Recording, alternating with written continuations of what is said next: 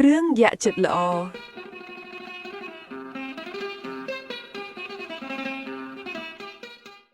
កាលពីយូរយារមកហើយមានភូមិខ្មែរតូចមួយស្ថិតនៅជិតព្រៃធំ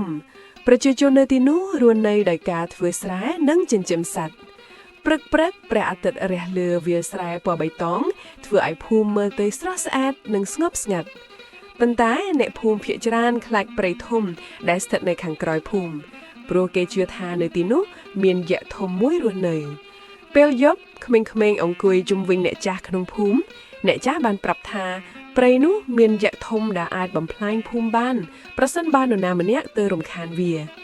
ក្មេងៗភ័យខ្លាចនិងមិនហ៊ានចូលព្រៃឡើយក្នុងចំណោមក្មេងៗទាំងអស់មានក្មេងប្រុសម្នាក់ឈ្មោះតារាជាក្មេងចិត្តល្អក្លាហាននិងចូលចិត្តស្វែងយល់គាត់គិតក្នុងចិត្តថាប្រហែលយក្សនោះមិនអាក្រក់ដូចដែលគេនិយាយទេថ្ងៃមួយតារាបានដើរចូលទៅក្នុងព្រៃធំដើម្បីរកផ្លែឈើនិងស្វែងរកការពិតព្រៃនោះមានដើមឈើធំខ្យល់ត្រជាក់និងសំឡេងសត្វព្រៃធ្វើឲ្យបរិយាកាសមើលទៅអាតកំបាំងភ្លាមនោះតារាបានឮសំឡេងធំដូចជាមានអ្វីធំកំពុងដើរមកជិតតារាប្រញាប់លាក់ខ្លួនក្រោយដើមឈើធំមួយពីក្រោយដើមឈើធំមានយក្សធំមួយលេចចេញមកវាមានរាងធំខ្លាំងប៉ុន្តែមុខវាមើលទៅស្ងប់ស្ងាត់និងមេត្តាតារាភ័យខ្លាចប៉ុន្តែយក្សមិនបានធ្វើអ្វីអាក្រក់ឡើយពេលតារាកំពុងដើរថយក្រោយគាត់បានធ្លាក់ចូលរូងតូចមួយក្នុងព្រៃ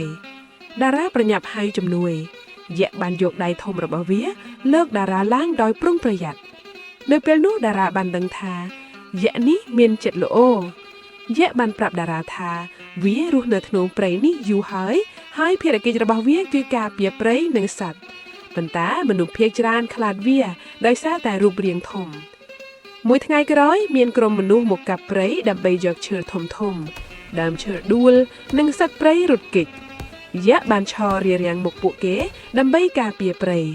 វាស្រែកសំឡេងខ្លាំងឲ្យពួកគេឈប់បំផ្លាញព្រៃតារាបានត្រឡប់ទៅភូមិនិងប្រាប់អ្នកភូមិអំពីការពិតអំពីយក្សចិត្តល្អដំបូងពួកគេមិនជឿទេក្រោយមកអ្នកភូមិបានទៅមើលព្រៃនិងឃើញយក្សកំពុងការពារសត្វនិងដើមឈើពួកគេបានដឹងថាយក្សមិនអាក្រក់ឡើយអ្នកភូមិចាប់ផ្ដើមគោរពព្រៃនិងក្លាយជាមិត្តជាមួយយក្ស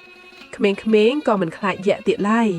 ចាប់ពីថ្ងៃនោះមកព្រៃនិងភូមិរស់នៅដោយសុខសន្តិភាព